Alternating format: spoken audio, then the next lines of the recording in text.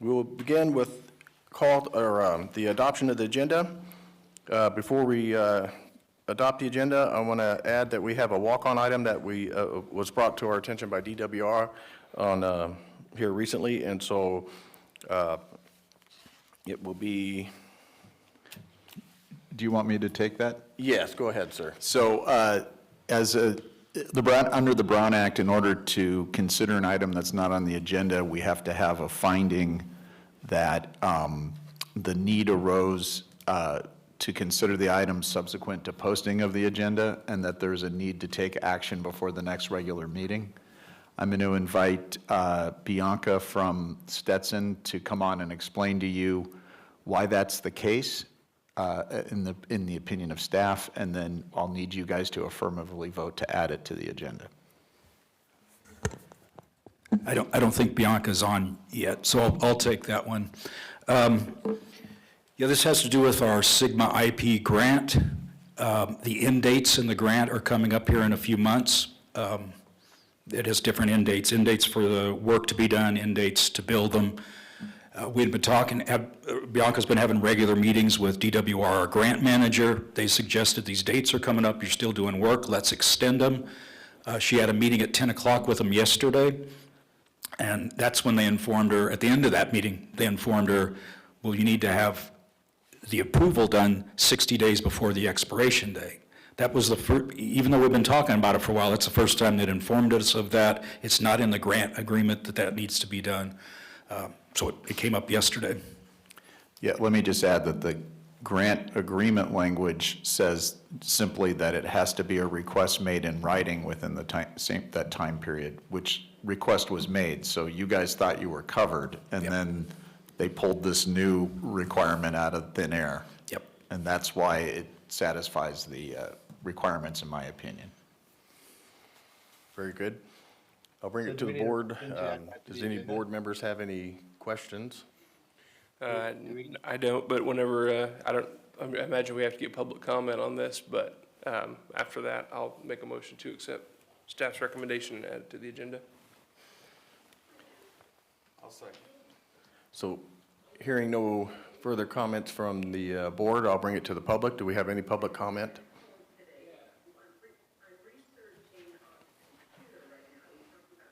Okay.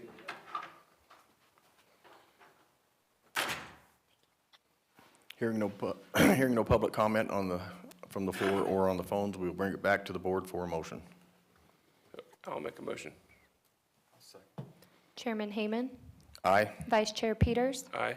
Director Griffin. Aye. Director Itmeyer. Aye. Director Vallejo. Aye. Motion carries. So we've added it to the agenda, but where? We're going to put it at the end of the last agenda item, so it will fall after item number 16. Then we'll bring this add-on. Now, do we still need to go ahead and approve the agenda as a whole? Do we need to go ahead and approve the agenda as a whole now? Okay, so now we'll bring back to the board for adoption of the agenda. So moved.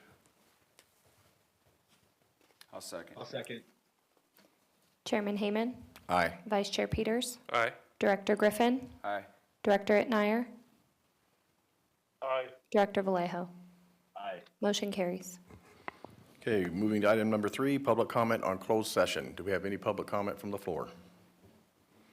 Seeing none, any public comment on the phones? No public comment. At this time, we will move into closed session. We'll start with a report out on closed session. Sure. The board met in closed session to discuss the items identified on the agenda. One was a water purchase, the other is ongoing litigation. The board received a report from staff on each of those matters, but no reportable action took place. Mr. Chair, that concludes the report. Thank you. Okay, if everyone will please stand and face the flag for the Pledge of Allegiance. I pledge allegiance to the flag of the United States of America and to the republic for which it stands, one nation, under God, indivisible, with liberty and justice for all.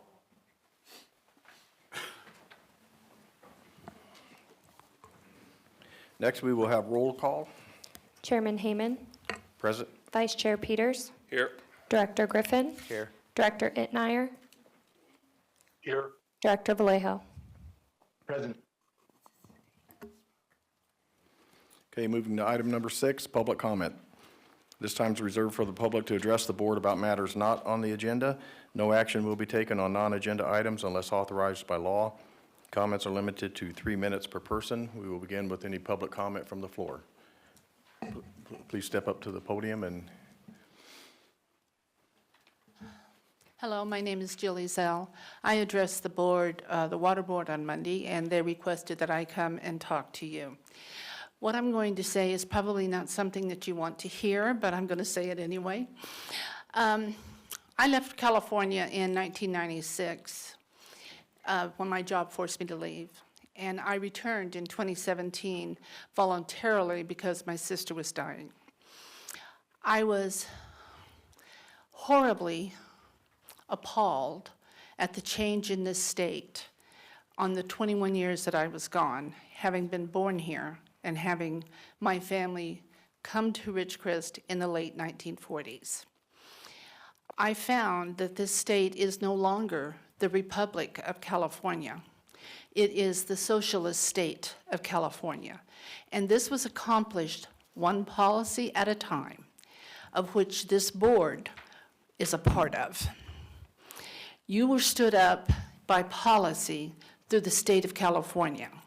You are a socialist policy that's being leveraged against the people in this community. In January 2025, President Trump signed an executive order with removing the groundwater from the purview of California and putting it under the purview of the federal government, and that was done because of mismanagement. I would suggest that this board no longer has the authority to do groundwater sustainability. You cannot replenish water. You can move it from one place to another. There's only one being that can replenish water, and that's God. No one in this room or on this board has the title of God. I thank you all for your time, and I wish you a blessed day. thank you, Julie. Any other public comment from the floor?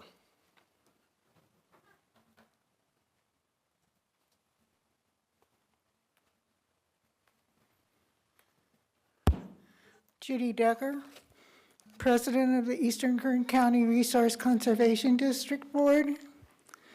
As an elected and appointed board member of local agencies for almost 30 years, I am really disappointed in the way this most recent board package has been presented to the public. The latest document came this morning at around 9:30. It's an important document because it is the settlement with Mojave Pistachios. One of the items that this board was called on by Department of Water Resources was the lack of communication with the public. The Policy Advisory Board spent many hours creating a communications plan that you, the board, accepted. I know you have improved your website, but you need to do much, much more in the way of public communication. And certainly having the board package, I realize it's huge, released in a timely fashion so that people have the opportunity to even read it is important. I also know that you are being sued by Sills Valley Minerals for lack of transparency. I have to say this is a check mark in their box, not yours. Please spend more time. I realize it means more money, and communicate with the public in a timely fashion. Thank you, Judy. Can I respond? Yes. I'm going to rate those criticisms as fair and reasonable. So much so, Judy, that on two of the items, bigger items, rather than try to move forward today, given the lateness of the package, we are instead just introducing those items to the public and giving them a full 30 days to review them. So the other item, though, the Mojave item, will need to move forward today because of timing issues. I want to say something as well. I just wanted to echo what Mr. Lemieux said. I think you're right. We need to make sure that we have this out as quickly as possible so people have time to review it, and that's a conversation that we've been having. I know that there was an item that we had to add as an emergency item today, but I appreciate your comments, and we're going to be working on it. If I can, I'd like to add to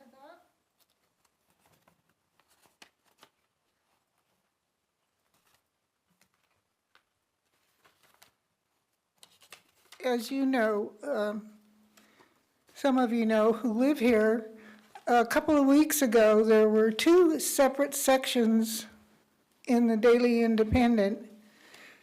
Both of them had water articles. I don't know if the entire section or just the water articles or just one of the water articles was sponsored by Searles Valley Minerals and the Water District jointly. The GA needs to do something like that. Put out a special edition in the local paper, for instance. Thanks.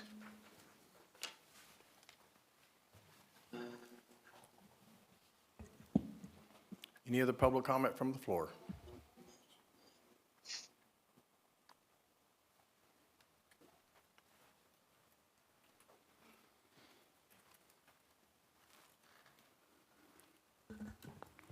My name's Wayne Doucette.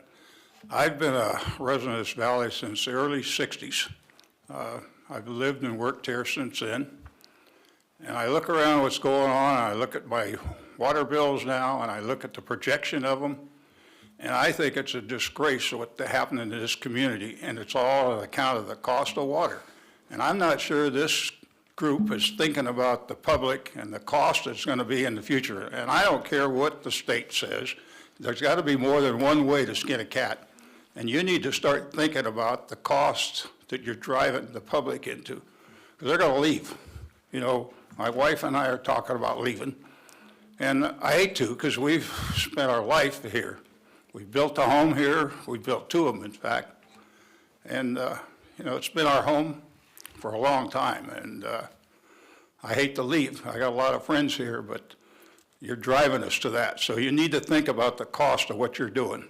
Thank you. Thank you.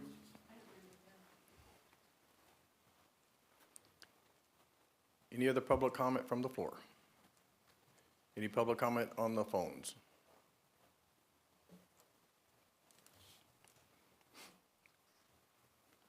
Okay, seeing no further public comment, we'll now move to item number 7, board member comments.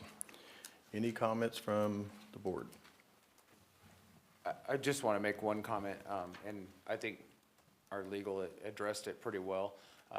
But I just want to make sure that we can get the information as quick as we can, even to the board members, because I myself did not have a chance to review everything fully. So I just want to make sure we stay on top of that.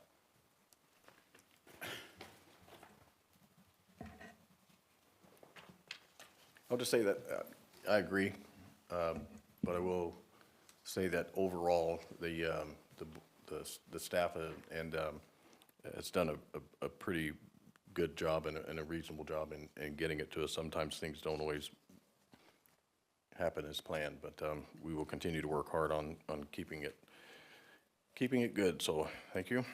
Any other board comments? Okay, moving on to item number 8, consent agenda. This will consist of items 8A, B, and C, 1, 2, 3, 4, and 5. Does any member of the board wish to have any item pulled? Does any member of the public wish to have any item pulled? Seeing none, I'll bring it back to the board for a motion.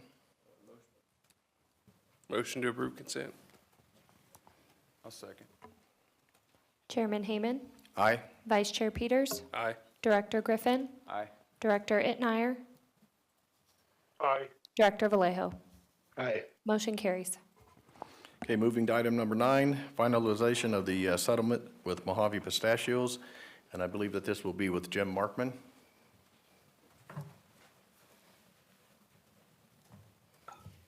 Hello.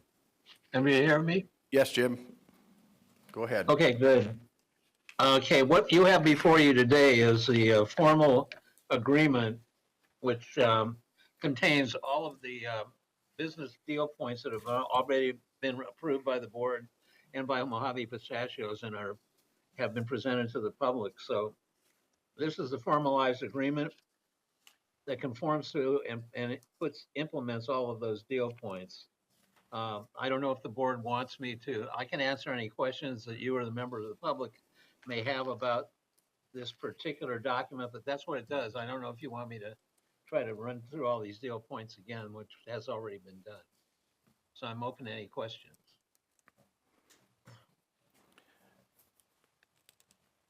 Any questions or comments from the board? I just have one comment. I seen this in the agenda and I read through, but I will be abstaining from voting on this today as the water district nor myself was in any type, not involved in this in negotiation, so I feel it's best that I'll be abstaining from this vote. Okay. I'll just add that we do have copies at the center table here that everyone on the floor is welcome to, and members listening, this documentation data will be available on the website, or I believe it's currently on the website, so you can access it on the website or you can gain a copy here at the table.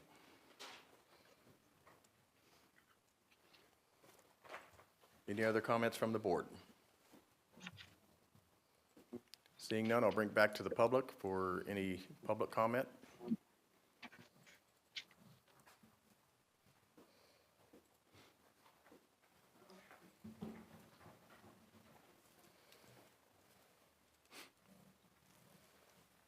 We're still on Mojave Pistachios, right? That's correct. Yeah, okay. I just have bits and pieces and rumors and stuff from the papers. It talked about, in one place, expanding the transient pool, I think by some 21,000 acre feet. Is that somehow a part of this? It is something that the GA is committing to doing, but we still have to do it through a separate action. You'll find later on the agenda, we're going to talk about the process for doing that. Okay, and I'm assuming that would involve an amendment of the plan itself and what that entails. Also, is that correct? I mean, once that action is complete. We would not be amending the plan. Even by expanding something in the original document from the original 51 by another, whatever it was, 20,000, I just find that a little curious. It seems like a pretty big change to me. Thank you. Thank you.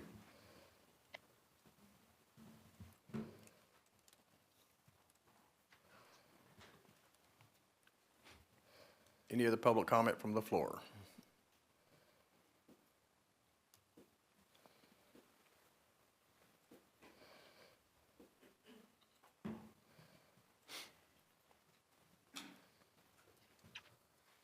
Chairman, if I may, I should probably add a little bit to the Mojave.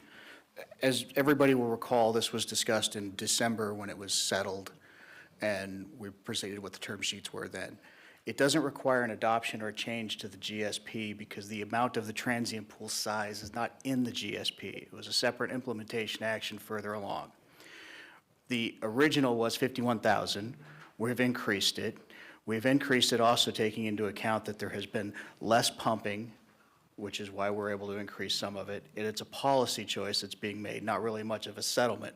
We're able to make this policy choice, which is benefiting the settlement, but we're also recouping some money. In the original transient pool, there is no payment of fees. This one, there will be some payment of fees. 16,000 acre foot is set aside for Mojave, who did not get any water in the first transient pool because they didn't partake. And then 4,000 is going to go to other small farmers. So there will be an item coming forward later today. You're going to hear about, we're going to be asking the small farmers to get a hold of us to find out whether or not they want to be in the second transient pool, or if they don't, they just want to use their first transient pool and transition out. And we'll be then coming back next month with a more fully developed resolution, staff report, and maybe even allocations of the other 4,000. Thank you. Thank you. Any other comments from the floor? Seeing none, we'll move to the phones. Caller, go ahead. This is Renee Westelos. Can you hear me? Yes, go ahead.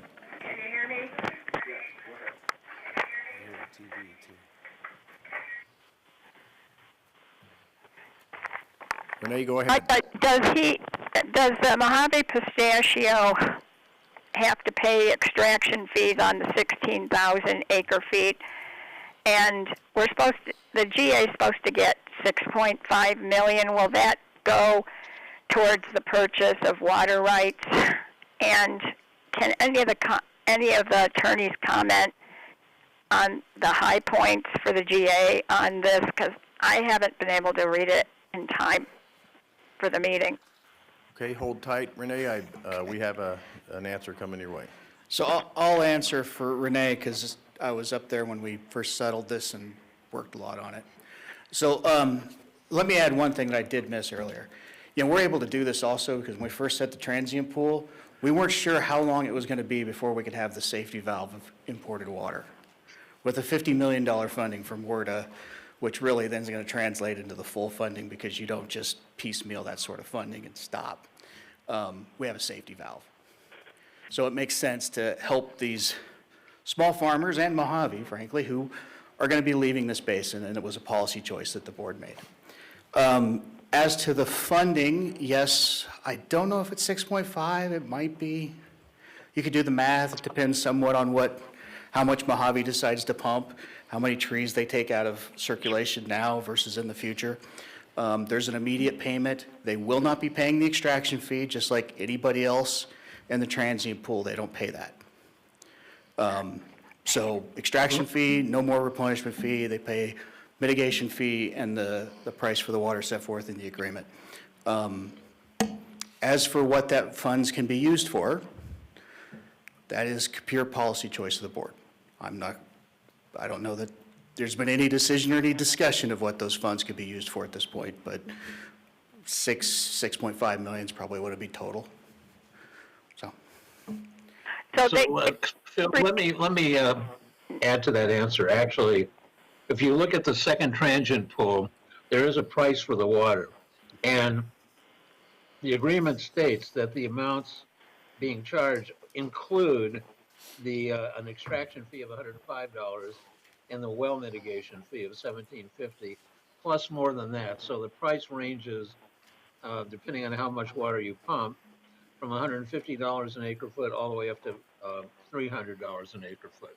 So I would say the extraction fee, as we now see it, is definitely included in the second transient.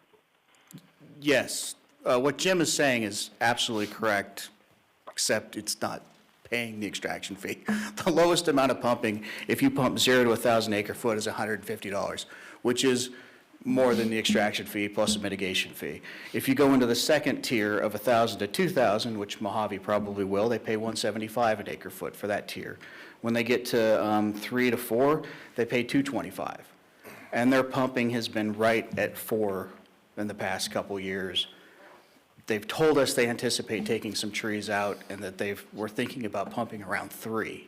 So it's also, I can math this out and math that out to a 16,000 acre foot.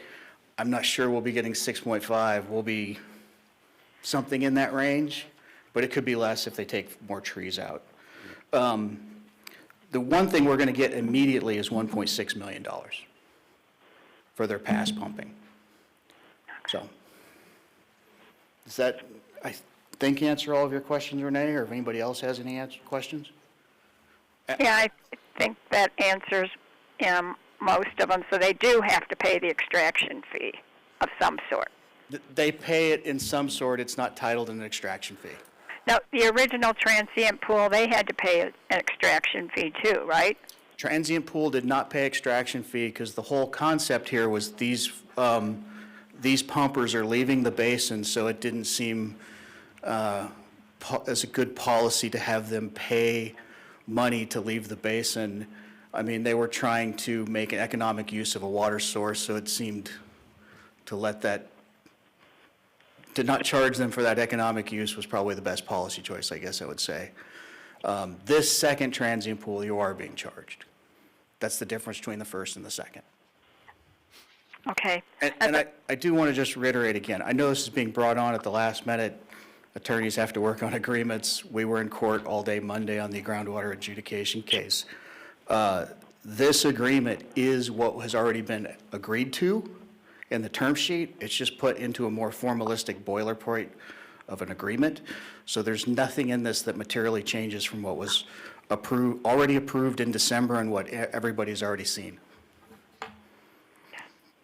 Also, I think you asked the question of what was gained, I think, by the GA or the process. What were the major deal points that we were looking to achieve? And I can tell you what my top two were, and this never would have happened without it.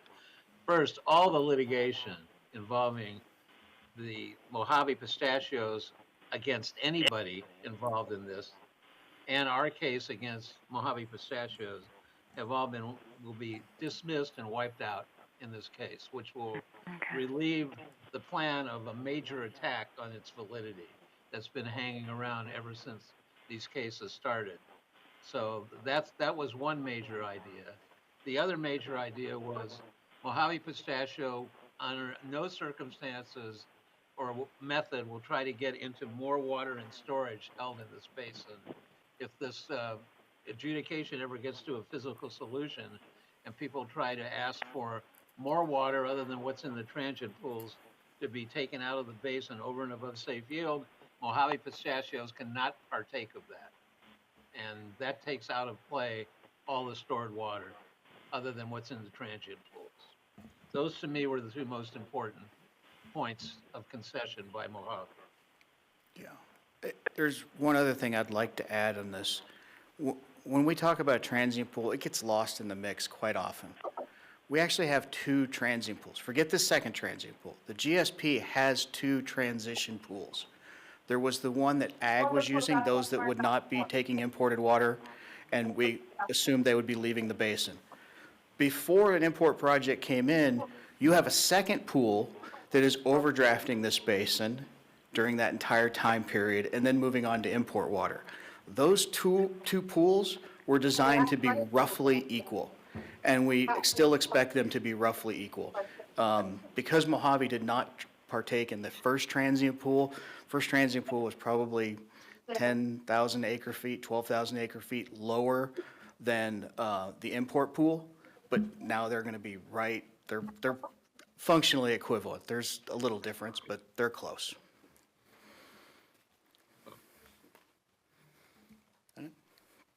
If anybody's got anything else, Thank you. Any other public comment on the phones?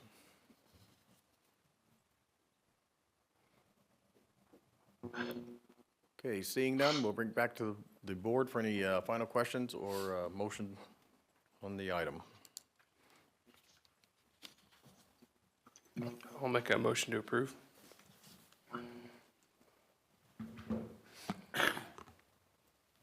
I'll second. Chairman Hayman, Aye. Vice Chair Peters, Aye. Director Griffin, Abstain. Director Itnire, Aye. Director Vallejo.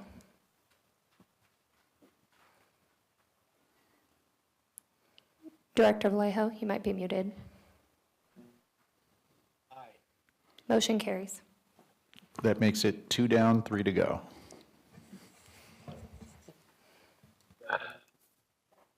Okay, moving on to item number 10.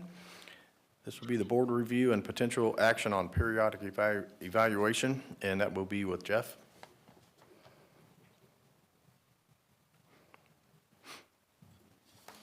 Good morning, directors. The periodic evaluation hasn't been circulated yet. We had intended to do that. So what we propose to do is get that posted by Friday morning at the latest and bring it back to the next board meeting so that everyone has a chance to review it. But what I will do is just give a preview of the periodic evaluation. If we could go to the next slide.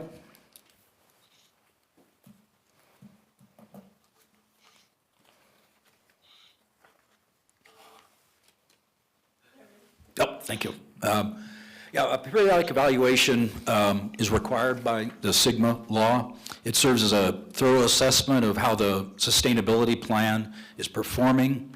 Talks about any modifications that have been made along the way as we're implementing it, and what discusses whether amendments are needed to achieve sustainability. This is what really determines, this evaluation is what determines whether amendments are needed or not. The evaluation must also address the recommended corrective actions that the Department of Water Resources provided when they approved the plan. And an evaluation is due every 5 years after the initial submittal of the GSP. And you can amend a GSP in between those 5-year increments, but if you do want to amend your GSP, you have to do a periodic evaluation to go with it. Let's go to the next slide. This is the contents as outlined by Department of Water Resources. Talk about the new information that's been collected, the groundwater conditions relative to the sustainable management criteria that were established in the sustainability plan. Talk about the status of the projects and management actions. Talk about the basin setting, if there's any change in the understanding based on the new information that's been collected. Review our monitoring networks and make sure they're adequate. Talk about any groundwater authority regulations that have been passed and any enforcement actions that are taking place, and then talk about the outreach and engagement. And then at the end, discuss the proposed amendments to the plan if there are any. Next slide. So to just talk about the process and requirements of amending a plan, there's actually no requirement to update the GSP every 5 years. There was some misunderstanding on our part also earlier on that it was required to do that every 5 years. Really, it's the periodic evaluation identifies whether anything needs to be amended, and then the groundwater authority has the final decision on whether amend the plan or not. And you can only amend the plan to reflect what the periodic evaluation shows needs to be modified. Next slide. So some of the things we've done with the periodic evaluation, we've discussed the Title 16 feasibility study that was done on the proposed recycled water project. We've talked about the development of the imported water project, including the surface percolation replenishment study that was done. We mentioned that the 60% design of the pipeline is done. The environmental documents are being prepared. There's drafts now that are being reviewed. We've got a draft of our right-of-way acquisition plan. And, a new development is that the project was authorized for $50 million under the Water Resource Development Act of 2024. And then it talks about our ongoing continued data gathering and monitoring, and some of what we've done that was discussed in the GSP that needed to get done was we need to do some water quality baseline sampling. We had some monitoring wells that we wanted to set criteria at, but they didn't have enough history, so we've established the history over these years since the GSP was approved. And we've also collected some data on the groundwater-dependent ecosystems at the playa. Next slide. We have done, an evaluation, reevaluation of the hydrogeologic data that's available, including some of the data that's either been collected since we prepared the GSP or was too close to the publication of the GSP. We've updated our hydrogeologic conceptual model. Some of the things we looked at, there's, as I say, additional water quality analysis. We've looked at the monitoring levels, groundwater levels from the releases of by LA Department of Water and Power into the basin. We have one of the Rose Valley monitoring wells in now. We have an El Paso monitoring well that was put in. We've identified some wells at the playa that we're using to monitor groundwater levels relative to the groundwater-dependent ecosystems there. We've reviewed the aerial electromagnetic data. That wasn't available when we were putting together the hydrogeologic conceptual model for the GSP, so we've reviewed it now. And then there were some aquifer pumping tests that were done that we've looked at and incorporated into our understanding of the hydrogeologic conceptual model. Next slide. The model is really overseen by the configuration management group, or there's a configuration management plan about how we manage the model, and the technical modeling group is the one that is involved in that process. They were involved in reviewing our model and making some of these changes. I would say probably the most significant of which was better define the clay layers in the basin and in the 3 dimensions. Is probably a much better representation now. I talked about some of the modeling that had been done a few months ago with the new model. That's discussed in the periodic evaluation. Go to the next slide. And then this is a list of the recommended corrective actions. I won't go through them all, but they are all addressed, and there's a summary table that lists them and gives you a reference to which section of the periodic evaluation addresses each one. Next slide.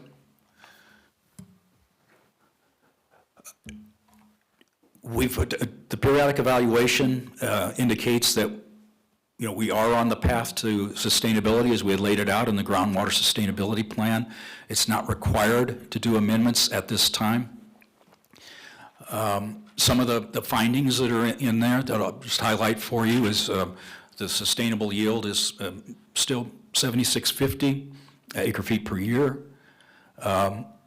We're still using the same approach for establishing sustainable management criteria, and in fact, we did establish some new ones in the periodic evaluation for groundwater quality. We conclude that there's further monitoring of the groundwater-dependent ecosystems that's needed to really understand the impacts that may occur to them. It talks about the relevance and the progress and the projects and management actions. And one of the things that was mentioned in the GSP was potentially having a separate management area for the El Paso area that doesn't seem, it would be possible, but doesn't seem necessary for the management of the basin at this time. Let's go to the next slide. As I mentioned, we've established some new sustainable management criteria. We have revised the hydrologic conceptual model, have some revised water budgets. There's a little more detail on evapotranspiration on the playa and bare soil evaporation. It discusses, as I mentioned, the progress in the imported water project, where we're at on recycled water for the GA. We're on hold on that. It does mention the second transient pool. It hasn't been established formally yet, but mentions that it is being considered. And it does include the timelines and descriptions for our projects and management actions. Next slide. One of the recommended corrective actions was to discuss a contingency plan in case our management actions and projects don't result in sustainability, or at least on the path that we thought they were going to. And because of the overdraft, there's really not a contingency plan that will get us to sustainability without the imported water project. The Groundwater Authority doesn't have any jurisdiction over the Navy's pumping, so we can't regulate the basin to sustainability. We did say that, to try and manage the basin better, the board might consider trying to implement with some extreme water conservation measures to reduce the overdraft, but that's still, I might reconsider the imported water project if, for instance, we didn't have, the imported water project had not gone forward. But that still won't get us to sustainability. Next slide. Let's see.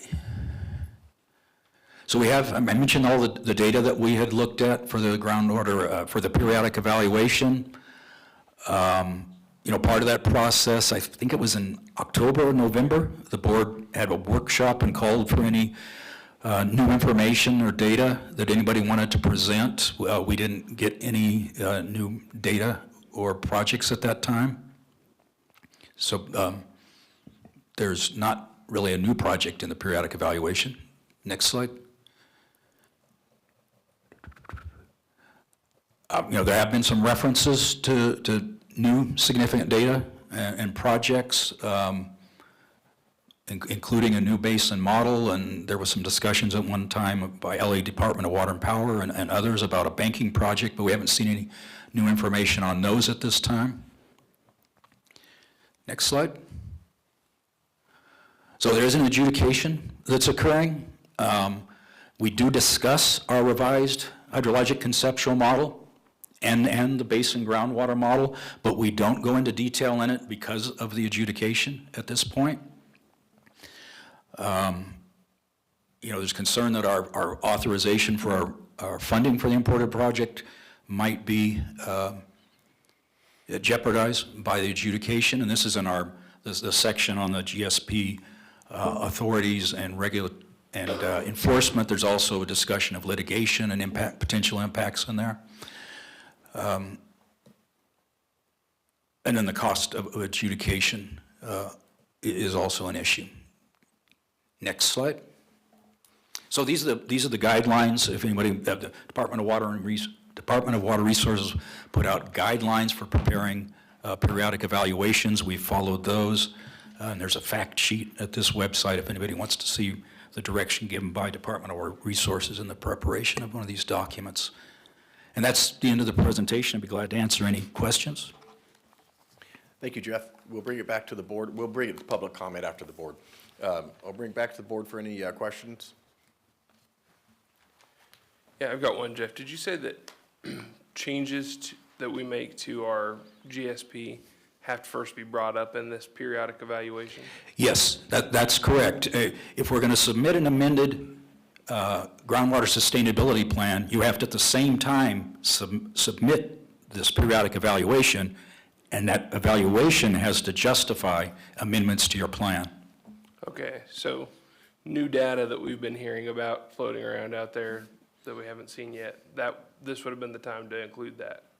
Yes. If we're going to consider that moving forward? To consider whether the plan need to be amended, yes. Understood. Thank you. I just have a couple comments, Jeff, kind of related to what Director Peters said. If there is no deadline, it seems to me, as of the court, the models will be released in April, is that correct? I think we were given a 60-day extension to release our model, and then your guys' the groundwater model. Since you asked, the model, so you guys submitted a report, said it was based partially on model runs, and then represented to the court that you would produce your model next week. On Friday, we learned from your attorney that you would not produce the model as previously indicated. And Meadowbrook's attorney at the hearing on Monday said the model wasn't complete, which caused a lot of confusion for us and the judge, given that this report had previously been prepared supposedly based on this model. So after some back and forth, you're correct, the court extended the time and gave you guys until April to produce the report, the model. Okay, so that is my understanding also, that it will be released in April in full, and then my understanding is the groundwater authority model would be available for our consultants to look at also, because But, Director, the reason I didn't agree with your statement, it would be released in April, was it was supposed to be released in February and wasn't released. Well, we don't have any control over if they lost an employee who was going to make the presentation, so, But if the model's not complete now, it might not be complete in April either. the model will be complete and presented in April. So that's what I wanted to see. If there's not a deadline, I would rather see this board wait. And if we're going to send a report in, let's let the models be ran, let's look at the new science, and then turn in a report. If there's not a set date that there's a report to be filed, I would rather see us wait. Everybody look at everybody's information and say, okay, let's look at this, let's look at the science, and if there is something that we could put in, then we could put it in with a new report. So that's just my thought. If there's not a deadline, there's not a penalty, there's... The periodic evaluation is due 5 years after the submittal of the initial GSP. That was January 31st. Correct, but you stated earlier that it's not a requirement to update one, so if we... There's not a requirement to update the groundwater sustainability plan. We can do that in the future. Okay. But the periodic evaluation is due. The DWR's guidelines indicate it is due. It was due in January 31st. Okay. So are you asking us to vote today on a periodic evaluation to be sent in, or are you just sending it in? It hasn't been released, so staff certainly wouldn't recommend you vote on it if you haven't seen it. What we propose to do is put it out at Friday, post it on the website Friday at the latest, and then we'll come back to the board next month. Okay, so what is the downside of waiting 2 more months then to submit it if we're already waiting a month? I guess I'm not understanding, is there a penalty? Is there There's not like a financial penalty. Wouldn't be in compliance with the guidelines. DWR could choose to do, I'm not quite sure what, find that we're not in compliance. Okay, thank you.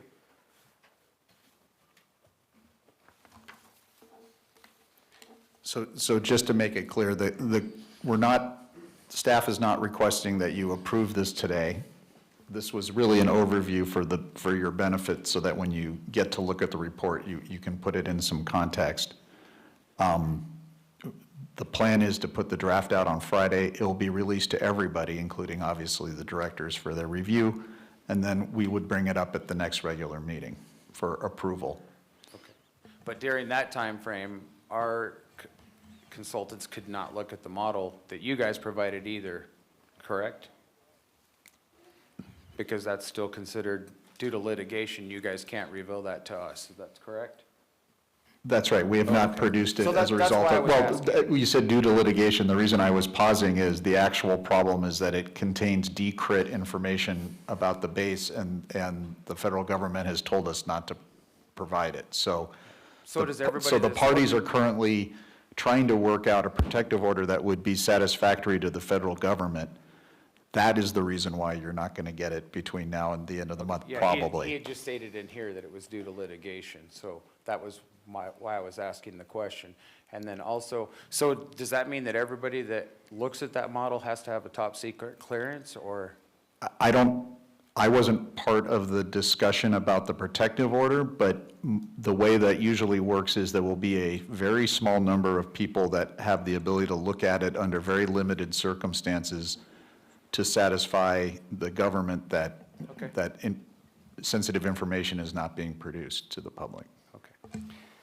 And if I could, I would just like to point out that going back a long time, this article is from September, where the president of the Water Board says, it's crucial that we have clear and accurate information to manage our water resources. Don't disagree, but we must ensure that any solutions don't unfairly impact our community's finances. Also agree.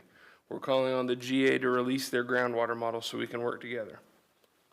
I would love to. I would love for the water district to. I'm not aware of the water district under any obligation not to release it, but they have still refused to. And then they continue putting out articles like this one in November. The IWVGA's efforts to delay and block the use of collected data have only prolonged the process. There's another one here. The IWVGA's efforts to delay and block the use of this critical data have prolonged the process. And this one's from November 14th. I mean, this is just an example of the nonsense that's constantly being pushed out by the water district in an effort to confuse the issue, to try and paint the GA as a bad guy. All we're trying to do is use the best available data. We're still waiting on the water district's data. We're willing to work as collaboratively as possible, but we can't work with what we don't have. And I'm just sick of this narrative being pushed out there. And I think the water district feels the same way you do, Director Peters, about the The groundwater GA hasn't been authority. putting these out, though. Well, The water district has. Well, the groundwater authority's putting ads out also on Facebook, and there's articles been put out on both sides, and that's what I'm saying, Yeah, it needs to this is in stop. September, this is in November. When have we put ours out? Just recently to just counteract the recently, another one nonsense that's came coming out. out from the water district. So people have accurate information.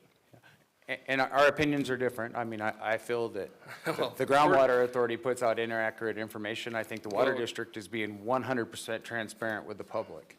Saying That's that my we're, saying feeling. that we're delaying putting it out, yet, the water district is refusing to. They're calling us out for not putting it out when we've been told we're not allowed to. Yeah, that's more than, disagreeing. That's, that's a lying by the president of the water district.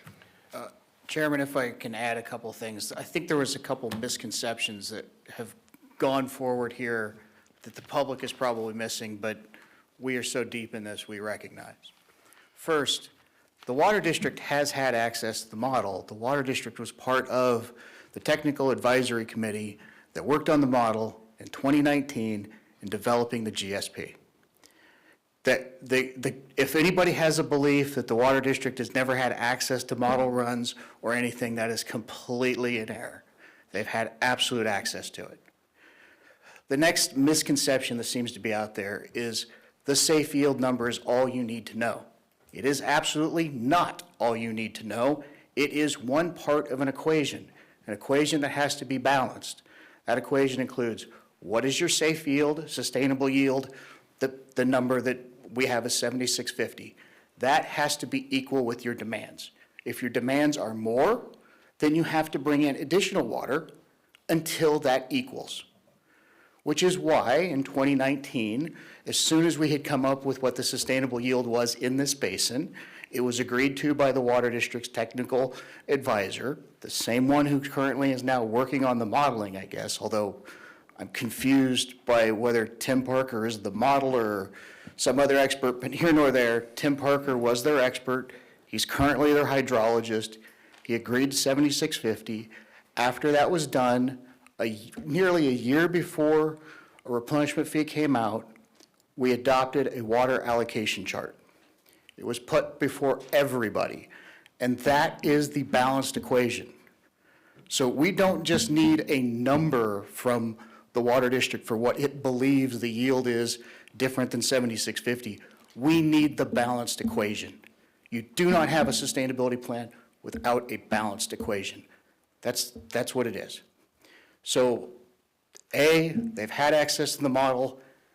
The model got into a point of being additional security measures put on it. After that point, we're now at that stage. They can have access to it when they exchange models through a protective order. Unfortunately, we can't just turn it over to the public, although it's a kind of simulation that the public wouldn't understand and be sort of worthless, but those with technical knowledge can get it if they're part of the protective order. They've had it in the past. We currently have a technical advisory committee that consists of one member of the public because the Water District stepped down, as did its litigation partner. So I think I want to get those misconceptions out there. This isn't about some report and some mystery model that one side of their defense team says is complete and the other side says it's not, and who knows. We need a sustainability plan, which is a balanced equation. And without a balanced equation, we can't put anything in the periodic review. The next question, can we just keep holding the periodic review? That came from a discussion that me and Chuck had in December, and general manager agreed, well, let's wait till the models. At some point in time, we got to get the thing done.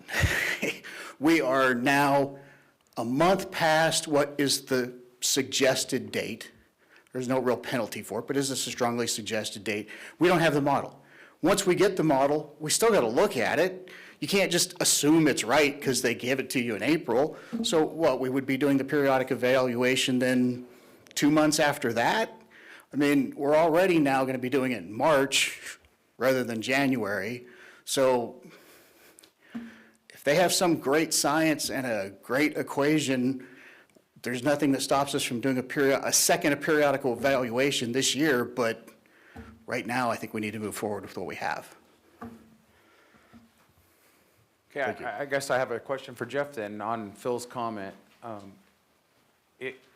Is there any issue with doing a second periodic evaluation? No. Okay. We can do it anytime we choose. Okay. If we did want to amend the plan, we would have to do another periodic evaluation. Thank you. Just public comment, or is still just the board? I think it's Yeah.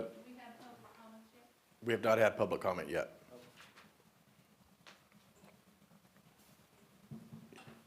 Any other questions from the board? So I just want to add that, we could have a special meeting and approve the 5-year update sooner, but, the Water District has promised us a model time and again, and, I look at this as another olive branch, I guess you could say, out there. They have another 30 days, extension by us doing this today and bringing it back to the board for the approval next meeting. At this time, it doesn't seem to make any sense to continue to delay something that we're obligated to have to the state on a speculation from the Water District that they'll have their model done by, April, or because we've been promised that they'll have the model to us, previously, and it hasn't occurred. So it's hard to, if we knew, 100%, yeah, that was occurring, yes, we would continue to try to work with them, but their history has proven that that's not the case. So that's where I stand with it. I disagree with you on the history, but that's fine. If we can do a periodic review at another time. And if that's you fine. have, like Jeff said, and that was a point I was going to bring up, but I was glad to see that you brought it up, is that we can continue to move the 5-year update, and if you guys have some groundbreaking data and news, to bring, then that can always be added. Okay. So, or looked at and assessed, and, and the GA has said that all along, that we're very welcome to any data you want to bring to the board, whether it's your model or a allocation chart or whatever you have that would benefit, this process of trying to bring a sustainability, sustainability to this basin. So, Okay, but I do want to clarify, but a bunch of science was turned in and a lot of reports was turned in. The only thing that we're waiting on is the final model run to be revealed, that was ordered to be revealed through court. And so it's not an intentional thing by the Water District Board, I assure you. None of us are saying, oh, let's do a stall tactic, or let's hold off. Just like I'm sure none of us up here are saying we don't want to show the groundwater model.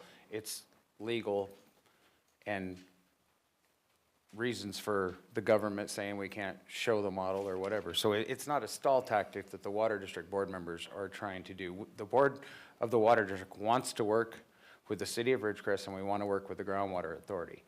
But we want our opinion and our information to be looked at and taken seriously and assessed to try to be a stakeholder and not just a position filling a chair.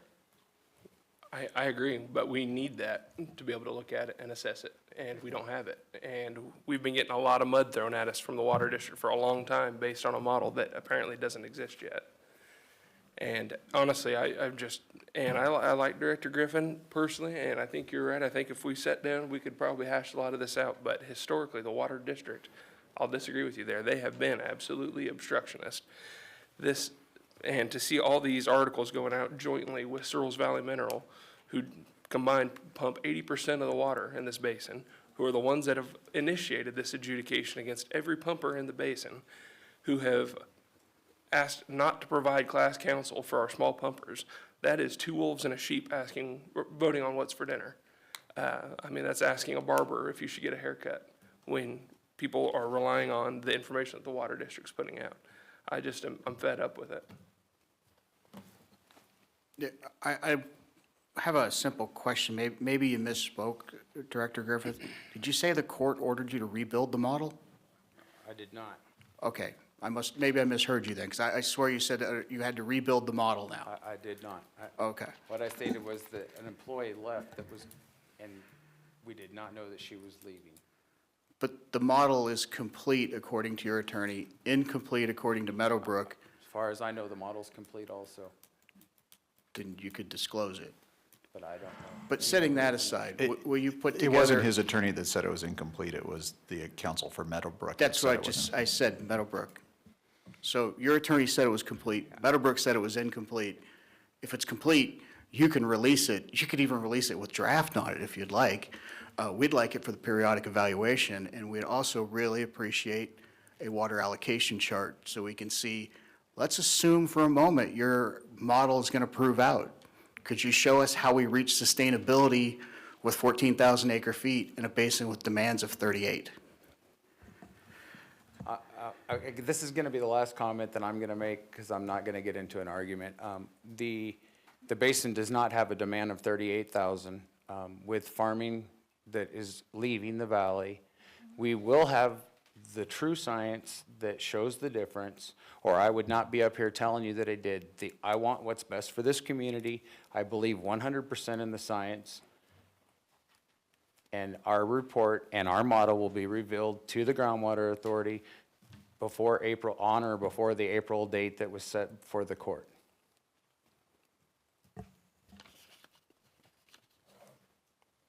Okay, any other public comment or any other comments from the board? Okay, seeing none, we will move to public comment from the floor. There's going to be a couple of you, so you can just step in. You can get in line, or you can sit there until it's your turn. You don't have to stand and wait. George Go ahead, sir. Kroll, Indian Wells Valley Water District General Manager. So I want to make sure that I heard correctly. In the periodic evaluation, it's not going to be it's going to be released in a week. If something is to be considered. Wait, it's going to be released in 2 days. Okay, sorry, 2 days. So in 2 days, you'll release the periodic evaluation. And I think what I heard is that if you were to update the GSP, anything that's to be updated in the GSP would need to be in that, sort of identified in that periodic evaluation. So from our review perspective, we look at that. We're not going to say things are right or wrong. We're just going to, we can comment on it and say, well, we would like to include other things. These are the things we'd like to see considered in the GSP. And then if that gets approved in a month, what happens after that? So I'm trying to say, like what I'm trying to do is leave the door open, because this process of getting the periodic evaluation out, which really only identifies those things that can be considered. So let's say we wanted to look at our model. You could say in the periodic evaluation that gets released, we can comment and say, hey, add into there, let's all sit down at the table and review these models together. And then if it is justifiable, we'll modify the GSP based on that.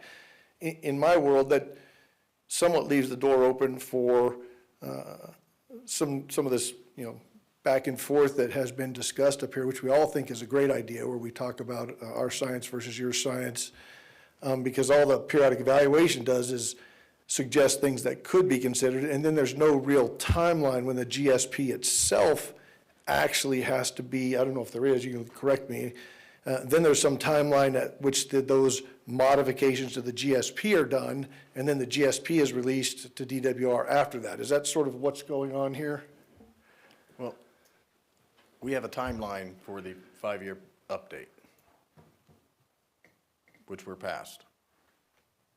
And so I think. No, you have a timeline to release a periodic evaluation that you're past. Jeff answered that, I believe, answered that question in that we approved the 5-year update, albeit late, and giving the water district even more time to get their model in, that they say that they have. There's debate on that. Now, wait, let me finish. Okay. And then, so the 5-year update is approved, and then if the water district comes up with a model or this data that you want to share, then that would be brought back to the board, and we would gladly look at that, assess it. You can do an amendment. right, Jeff? And an update to the GSP at that time. So Jeff, are you up, what's going to be released in 2 days is a periodic evaluation that identifies what could be considered for changes in the GSP, but not the GSP itself, is that correct? No? Okay. Maybe I misheard. We will be releasing the periodic evaluation in 2 days. It presents the evaluation we've done of new information, addresses all the things that DWR in their guidelines said we needed to evaluate, responded to the RCAs. It concludes that we don't need to amend the GSP at this time to achieve sustainability. What we've talked about is if there's going to be new information, everybody agrees we want to look at it. It'd be up to the board whether we want to delay this periodic evaluation or whether we want to get this one in. An alternative is we could do another periodic evaluation if significant information comes out. If that periodic evaluation shows based on some new information, we need to amend the GSP to achieve sustainability, we would then submit this second periodic evaluation with the amended GSP to DWR. I think I understand now. So this periodic evaluation is not going to recommend any changes to the GSP then? That's correct. Okay, so now I understand. So basically this will be a document that says we don't need to change the GSP at all. Got it. Thank you. I have several questions for you, Jeff. First off, Dr. Pierre Saint-Amand, when I was doing my college thesis, informed me that there was enough water in our aquifer to withstand a 100-year drought without rationing. Now you're saying we have to do a conservation of that? What happened? Also, when did LA start getting into what IWV is doing? That's what your slides talked about, was the Los Angeles Water and Power. What do they have to do with the Indian Wells Valley water? Are we giving them our water? Are they buying our water? See, you guys say that we have to conserve, but nobody stopped building in this town. The building is going as strong as it's ever gone. But yet, we have to conserve for what the builders are doing. You're saying that we don't have enough water when I've had facts that said we do. Can you answer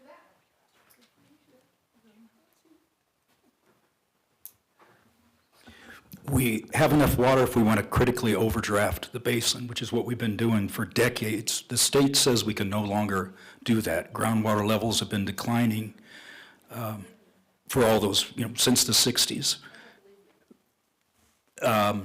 And the LA Department of Water and Power, they were looking for places to store the water in their aqueduct. One of the places they studied was the El Paso area here in the Indian Wells Valley. We had some initial discussions with them when we were preparing the GSP to see if we could get any water from them as a source to replace some of the groundwater that we're pumping and to recharge it. Then why did their wells, reservoirs run dry if they need a place to store it? Okay. Thank you, Jeff.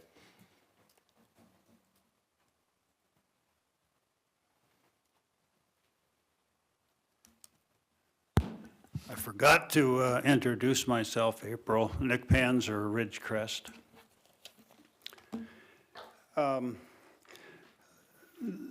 The corrective actions, one of those, as you correctly identified on the slide, was what you referred to as a contingency plan. And I don't think I understood your explanation, or I understood it this way. There's a question about who owns that water that's being litigated right now. And the plan, as I recall, takes the position that the Navy controls that their reserve federal water right is greater in all likelihood than the amount of natural recharge. If in fact it does all belong to the federal government and it turns out to be, say, 7650, I don't think that makes Sigma go away. We still have to submit a contingency plan, and we'll have to assume that all of that water belongs to the Navy. But we still have to tell Sacramento, what are we going to do about it? And where's Phil Hall? Did he leave? There he is. I don't think Sacramento's going to say, you guys are going to have to import. They don't care. They care about the groundwater, and that's what they don't want to have continue overdrafted. So my point is, and what I'm going to be looking for in the plan that comes out here in a few days, is what exactly it says we are going to do if the court verifies that a phase 2 finding, for example, yeah, it's 7650, and it all belongs to the Navy. What are we going to do? And I think we owe them an answer. And I know we owe them an answer, I think, to all 7 of those corrective actions. That's the one I'm most concerned about. And in fact, if the Navy does own it, and it's 7650, then if Sigma holds, then we will have to live with that. Okay? It's certainly not going to meet all of our current needs, not by a long shot. So something has to give, and something's got to go. We all know that. We've made a pretty good start with ag, but we would have a way to go. But I just wanted to make the point that I think we're still going to have to comply by Sigma, no matter who owns that water. So I'll be looking at that and getting back to you. And I look forward to that report. And I thank you. I was very pleased to see all 7 of those items listed up there. Thank you. Thank you, Nick. Okay, any other public comment from the floor?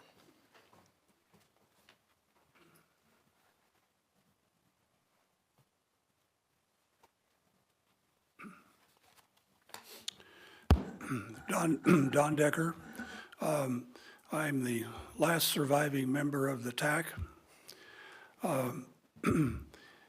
The science that the Water District keeps talking about is coming from SkyTem, the helicopter overflights that subsequently are analyzed and are purported to give us water information at depth. The problem is that in this basin, the SkyTem depth of penetration is minimal. It's not 1,200 feet or 1,000 feet or 500 or 100 over most of the basin. The saline soil prohibits it. I think that I've been talking off and on with the SkyTem folks at Stanford, and they have finally come to realize that themselves. I don't know how they're going to admit that. There are basically salty basins all over the interior of California. The Central Valley mostly not, except there are certainly saline areas that you cannot learn anything from SkyTem whatsoever. So I'm giving you a little clarification here from a technical person. I've done a lot of radar work for the Navy. I have a PhD in physics. I understand exactly what I'm talking about. So I hope this might help you a little bit. I brought this up over and over to Stetson. I don't think they have the capability of tangling with the technical people at Stanford, for example, over this, but that's exactly where the Water District's problem lies. Your model depends upon data that cannot be obtained from SkyTem. Thank you. Thank you, Don.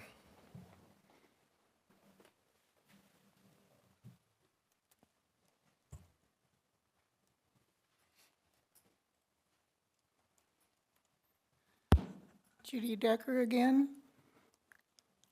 My comments have to do with those people that are underrepresented. The small de minimis well owner. I think all of you should have grave concerns, not only in the issue of water sustainability for your GSP, but in the settlement with Mojave Pistachios as well. De minimis well owners have shallow wells. Most of them, I'm pretty sure all of them, are less than 1,000 feet in this basin. Talking about things like joining groups together, as you will talk about later, does not solve the water sustainability problem, nor does it necessarily solve it for the small well owner who is not included in those consolidations. Please do not forget the de minimis well owner. Thank you, Judy. Any other public comment from the floor? Okay, seeing none, we'll move to the phones. Caller, go ahead. Yes, this is Renee Westerlusk. This mainly has to do with what Jeff Helsley said at the very beginning. I'm kind of confused. We're required to do the 5-year periodic evaluation after the original GSP was submitted. Then do we have to do a 5-year every year, or you're saying it wasn't required? And then I'm confused about when you make changes to your GSP, then do you have to do another periodic evaluation? And then I also want to know, will the slideshow that Jeff Helsley presented, will that be posted on the GA's website? Because I'd like to view it again. Okay, Renee, yes, it will be posted, and Jeff, would you like to address those questions? Yes, the first periodic evaluation was due 5 years after the GSP was submitted or approved and submitted. And then a periodic evaluation has to be done a minimum of every 5 years after that. There is no requirement to, update or submit a new GSP. If you do the periodic evaluation and say part of that is we evaluate, are we meeting our sustainable management criteria? If part of the periodic evaluation, we determine we're not on track to meet our sustainable criteria, management criteria, the groundwater levels aren't where we need them to be, we would propose a change in the groundwater sustainability plan. That periodic evaluation would lead to a proposed change in the groundwater sustainability plan, and that's when we would amend the plan and submit it. And when we amend the plan, there has to be a periodic evaluation that's submitted with it that explains why the plan has been amended. Thank you, Jeff. Thank you.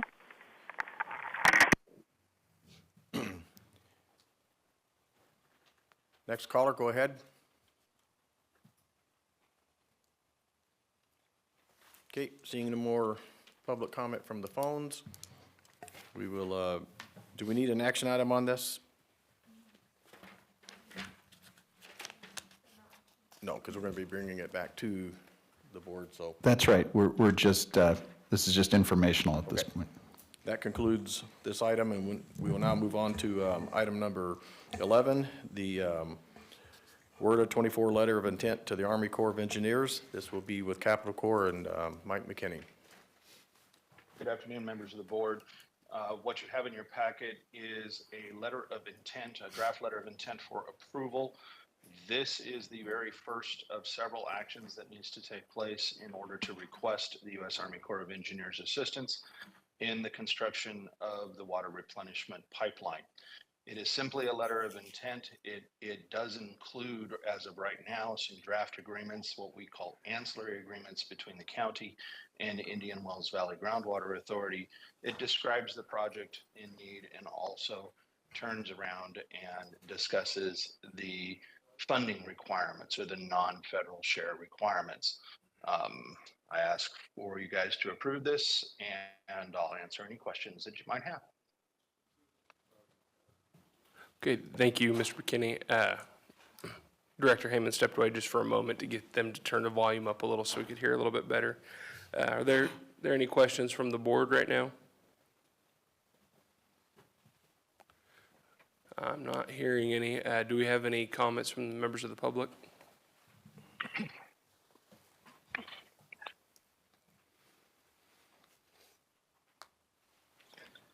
Seeing no public comment from the floor, any public comment on the lines? There are none. We'll bring it back to the board for any questions or comments. I will.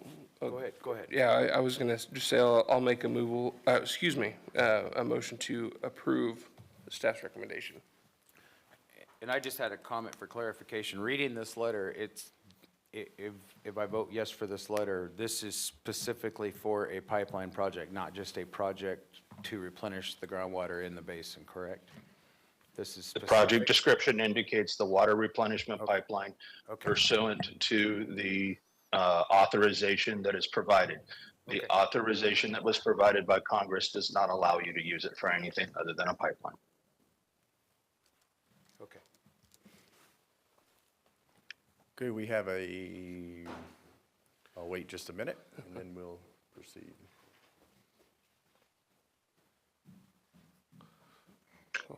I'll go ahead and resubmit that motion to approve. I'll second. Chairman Hayman, Aye. Vice Chair Peters, Aye. Director Griffin, No. Director Itmeyer. Director Itmeyer. Director Vallejo.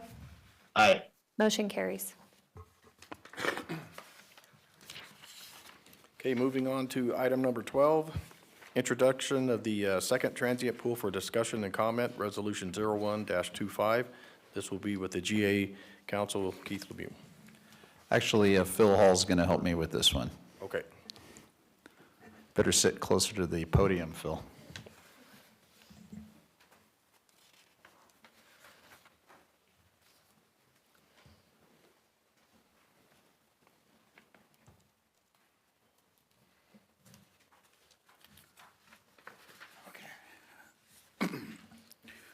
Chairman, the item right now is nothing for you to vote on today.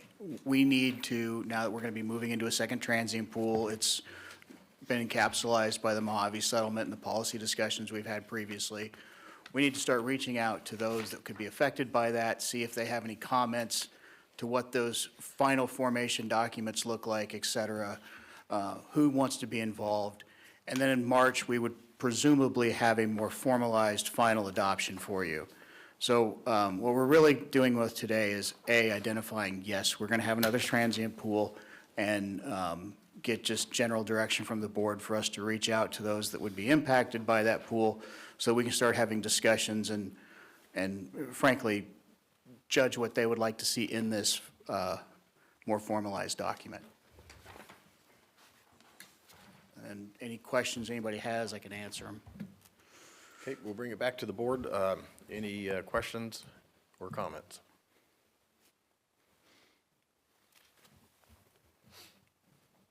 Okay, I'm hearing none. So And thank you, it's sir. not an action item, so we don't need to Okay. vote. Thank you. So we'll bring it to the floor for public comment. Any public comment? Okay, seeing none, we'll go to the phones. Caller, go ahead. This is Renee Westerluff. Is this posted on the GA website, this agenda item number? I mean, is there a written document? Because I'm not sure I got this. Again, this is notification that we're going to post a transient pool program on the website, Phil, by Friday. I think, well, by Friday, we could have some general draft documents. I guess this would be one direction. Do you want us to put and guess what we think the resolution will look like now? Or would you like us to spend a week or two speaking to to the small ag group that will be involved in this and then draft from there? We could go either way. Part of me thinks that we should have a resolution generally describing where we are on Friday so that they have something to look at and a piece of paper to say, well, okay, I like this, but can you make this change here? Because, for example, the small ag community, they're going to have to decide whether they want to be involved in this program. So they probably got dates on like, well, can we decide whether we want to be involved in May, or does it have to be April? Could it be June? So I guess there's no real problem why we wouldn't have a resolution that we could put out on Friday for them and start working from there. That's probably a good idea. And put it out for the public, for everybody, rather than just them. So, sure. More information, the better. Yeah, I agree. So do what you feel is appropriate on getting the information out there. Yeah, we'll make sure it's on the website then by Friday morning also. Did that answer your question, Renee? Yes, yes, thank you. Thank you. Thank you, Renee. Any other comment on the phones? Okay, seeing none, that concludes this item. There's no action, no other action to be taken. And then we will move on to, let's see here. Item number 13, the consolidation grant funding budget, and this will be with Jeff. Yes, the Groundwater Authority received a $3.3 million grant from the Department of Water Resources through their Urban Community Drought Relief Grant Program, and it's for the Groundwater Authority's shallow well consolidation project. The board had previously approved a reimbursement agreement with the Water District to do a consolidation of what we referred to as the Rademacher well that had been impacted by water quality problems. There's a phase one to that project. The pipeline's already been designed to hook up the well owners along one section of that area. That's ready to go. There's a phase two that will kind of loop around and pick up some other water users in the area, and the budget for that was $1.5 million is the estimate. At the time that was approved, we had discussed with the board that we would come back and present how we propose to use the rest of the grant funds. So that's what we're presenting today. So we have been looking at the Stark Street area. The Stark Street Mutual Water Company, their well had actually been impacted by declining groundwater levels. They were no longer able to produce water, and they came to the board through the shallow well mitigation program. But they've not drilled a new well at this point. Self-Help is providing them with water. They don't plan to drill the well right now, so there's an opportunity to do a consolidation with them. We're proposing a phase one, which would be to design a pipeline to get to Stark Street Mutual Water Company. We'd design it and we'd construct it with the budget that we have. Then we would also do the planning and the design for a phase two that will pick up some more. There's other shallow wells in the area, pick up some of the other water users in the area, and hopefully loop back to the water district.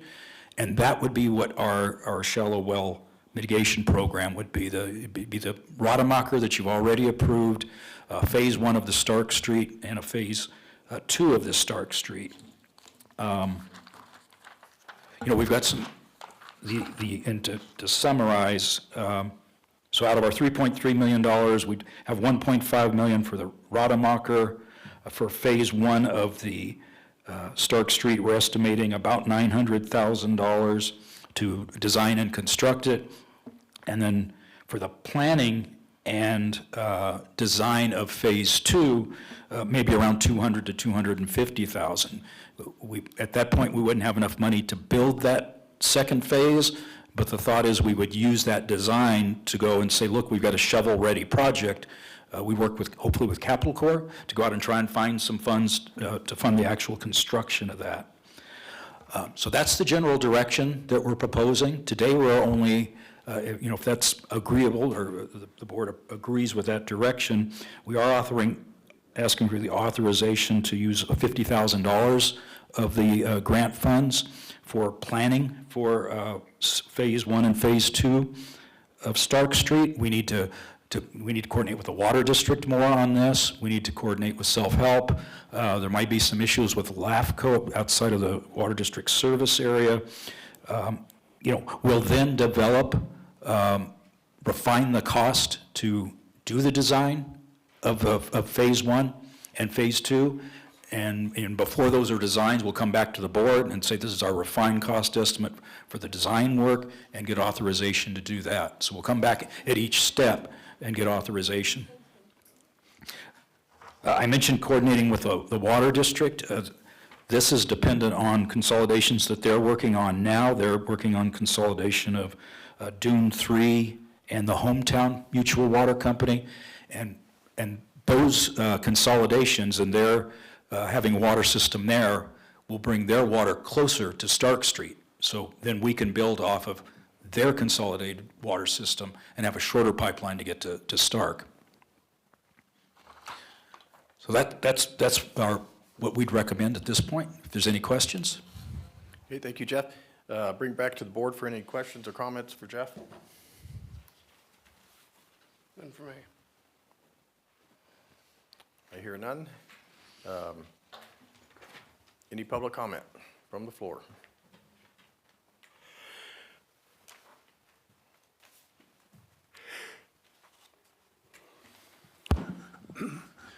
Don Decker again. As much as these projects will benefit the folks that are having dry wells and joining the water district as a solution, none of that has anything to do with water sustainability for this basin. Nothing. That's your primary task. You understand what I'm saying? This joining the water district is not a task that this board should be involved in. Thank you. Thank you, Don.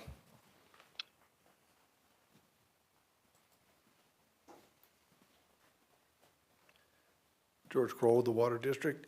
I always want to take the opportunity to point out the good work that we're doing together. You know, we do have our differences. I want to thank the Groundwater Authority for working closely with us on this. And I have some disagreements with his comment that consolidations do not help with sustainability. Our analysis indicates that many of these small mutuals on average use twice the amount of water than the average customer of the water district. There are other regulations that require us to implement conservation efforts. And so I do believe these consolidations are a part of the groundwater sustainability plan and identified as things that need to be done. And I think the water district is fully supportive and thankful for your help in this effort. Thank you, George. Any other public comment from the floor?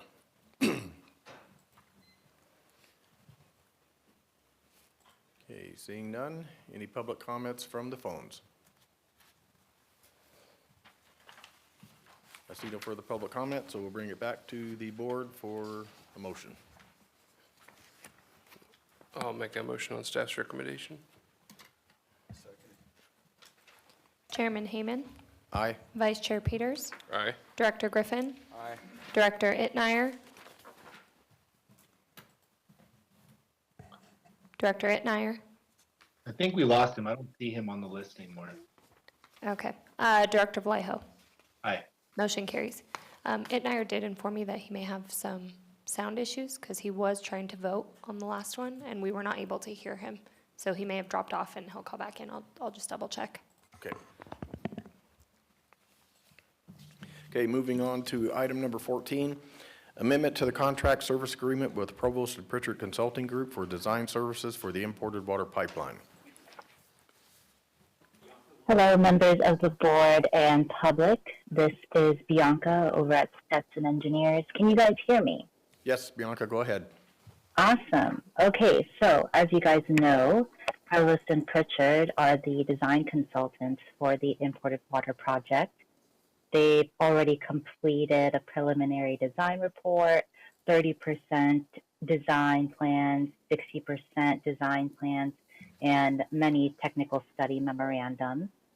It's anticipated that the 90% design submittal will be provided June of this year, and the final design submittal will be provided at the end of this year.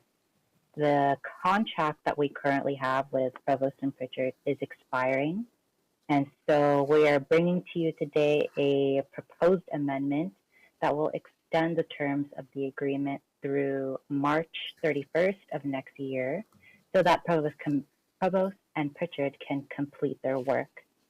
So staff recommends the board approve the amendment to extend the terms of the agreement. Thank you, and I'm open to any questions. Thank you, Bianca. We'll bring it back to the board for any questions or comments. Hearing none, we'll bring it to the floor for public comment.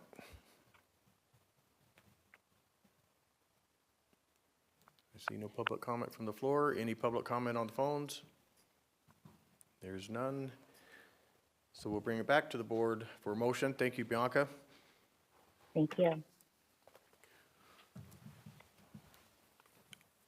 Quick question, when was this agreement originally executed? Oh, March 2023, I see it right there. Mm-hmm. Okay.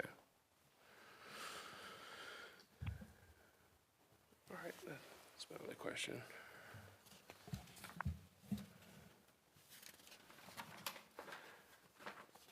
You called 14, we're doing 13 right now, right?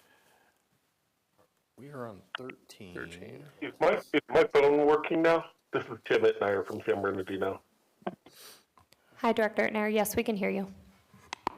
Perfect, thank you. Sorry about that. I had some technical difficulty. And then Bianca, it says in here that the contract service agreement ends March 31st, 2024, which would have been 11 months ago. Is it supposed to be March 31st, 2025? Right, so I'd actually like to provide more clarification on that expiration date. So I got more clarification from legal. When you look at section 3.4 of the contract agreement, the language is quite circular. It says both that it has expired and that it will expire. And so the amendment not only extends the extension to the date, extends the date to when design will be complete, but it also amends the ambiguity of that language. Okay.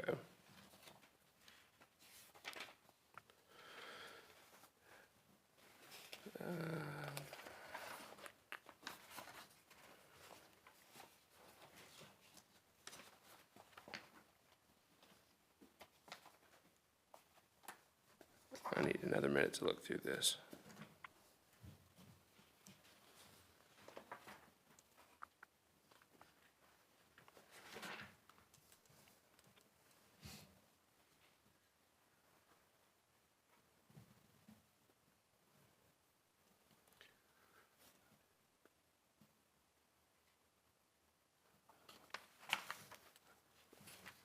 Okay. This is a, I'll go ahead and make a motion right now to extend it. Okay, we have a motion. I'll second. I had brought it. I did public comment. Chairman Hayman, Aye. Vice Chair Peters, Aye. Director Griffin, No. Director Ittner, Aye. Director Vallejo. Aye. Motion carries.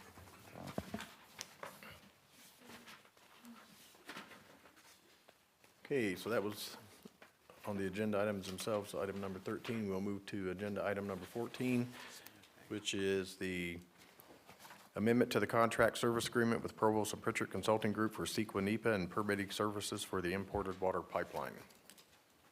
Right, so similar to the previous item, as you know, Provost and Pritchard is the environmental consultant for the project. They've completed many technical memorandums, a draft biological assessment, draft biological evaluation, and an environmental initial study. They're anticipating that the draft environmental assessment and environmental impact report will be available for public comment by mid-March of this year, and a certified environmental assessment and environmental impact report will be completed mid to late of this year. we are asking that the terms of the agreement are extended through the end of this year. Thank you, Bianca. We'll bring it back to the board for any questions or comments. Okay, hearing none. Do we have any public comment from the floor? Any public comments from the phones? Okay, seeing none, we'll bring it back to the board for a motion.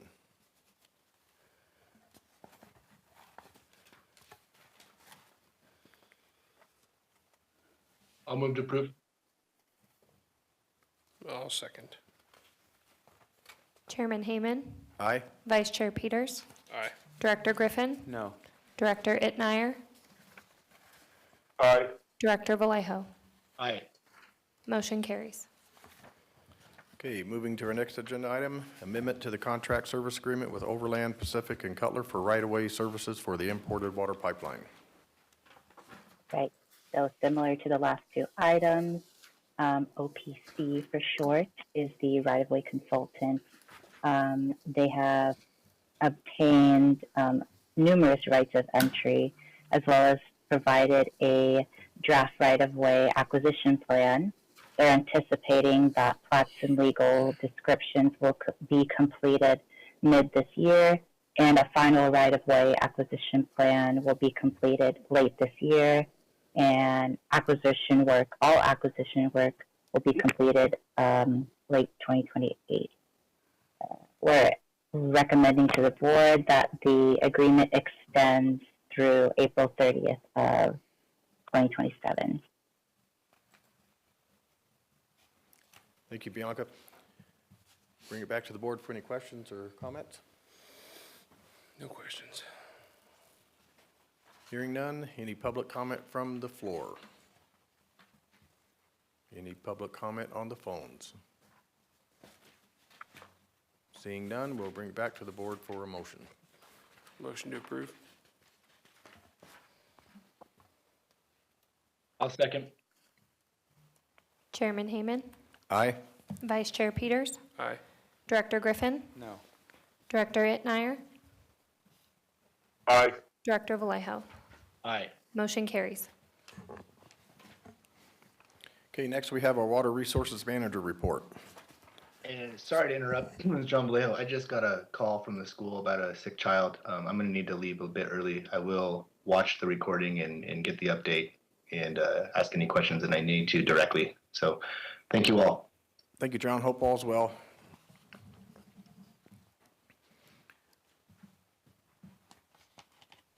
I'm sorry, Chairman, would you add an item to the Oh, I'm agenda? sorry. Thank you for bringing that to my attention. So yes, we had an added item that was approved earlier in the meeting today, and let me pull up my.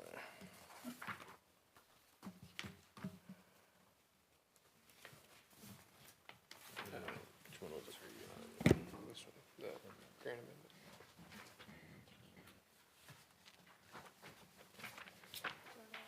Yeah. Sure, I thought I had one in there. Okay. So this will be the approval of the amendment to the DWR Sigma Implementation Grant. And Jeff, or Bianca's going to handle that one? Okay, so that would be with Yeah. Bianca again.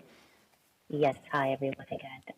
And thank you for approving this last minute agenda item for your review. So, as I had mentioned, the current imported water project schedule is anticipating that the 90% design submittal will be provided to the authority in June of this year, and that the final design will be provided at the end of this year. Pursuant to the IP grant agreement, final design plans and specification deliverables are due to DWR by March 31st of this year. All of the work under the grant has to be completed by April 30th of this year, and no funds could be requested from DWR after June 30th. So due to the current schedule of the final design submittal, DWR has suggested extending the due date of the final design deliverable to the end of this year, that the work complete date is extended to March 31st of next year, and the last date to request funds from DWR be May 31st of next year. So this extension will allow the final design deliverables to be provided to DWR once Provost and Pritchard complete their design. Additionally, Exhibit B budget of the grant agreement allocates $300,000 of the grant funds towards Category A, which is grant administration work. It allocates $7,030,000 to Category B, which is all of the planning, design, and environmental work. And lastly, it allocates $270,000 towards Category E, which is called engagement and outreach, which refers to the work regarding the development of terms of annexation with AVEC, which was one of the arrangements to obtain the water from AVEC being considered when the grant was originally executed.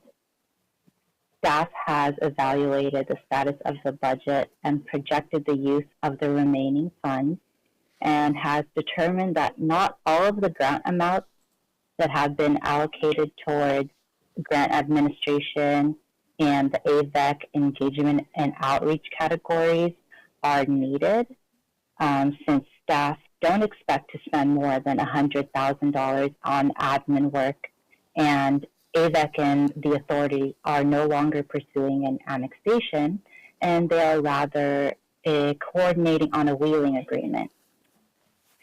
So we've discussed reallocating funds not needed for those categories and putting it towards Category B, which is all the planning, design, and environmental work. The proposed amendments would result in the following revised budget, which is $100,000 towards grant admin, $7.5 million towards planning, design, and environmental work, and then $0 towards the AVEC engagement and outreach. So this amendment to the agreement, a red line version of the agreement showing all the proposed amendments, and a letter to DWR are included in your board packet for review. All of the proposed amendments have been reviewed and approved by the DWR grant manager. And lastly, staff recommends the board approve this amendment for budget reallocation and extension of the dates. Thank you. Thank you, Bianca. We'll bring it back to the board for any questions or comments. I hear no questions, so we'll bring it to the floor for public comment. Seeing none, any public comment on the phones? There is none, so we'll come back to the board for a motion. Motion to approve. I'll second. Chairman Hayman, Aye. Vice Chair Peters, Aye. Director Griffin, No. Director Itmeyer, Aye. Director Vallejo. Motion carries. Okay, we'll now move on to the Water Resources Manager report. And Jeff, I believe you'll take this? Yes, Steve had a conflict. Yeah, the report's in your package. I would just point out that under our grant funding update, all of the invoices we've submitted to DWR, both under the Sigma IP grant and under the Urban Community Drought Grant, have all been paid. So we have no outstanding invoices with them. I'm not sure we've ever reported that before, maybe. And then our next set of invoices then are due in February. Other than that, there's the status of the design and environmental. And I didn't have anything else I was going to highlight unless anybody had any questions on the report. I have no questions, but good work on the grant and to be in that position, so. So, thank you. Any other questions, comments from the board? Any public comment from the floor? Any public comment from the phones? Seeing none, that concludes the Water Resource Manager's report, and we will move on to the General Manager's report, and that will be with Carol. Thank you, Mr. Chairman. In your packet, you have the financial statements. These are actually year-end financials, 2024, with January accruals. And so let me know if you have any questions there. Moving on to the communications and engagement update, we are continuing to work with our new outreach consultant.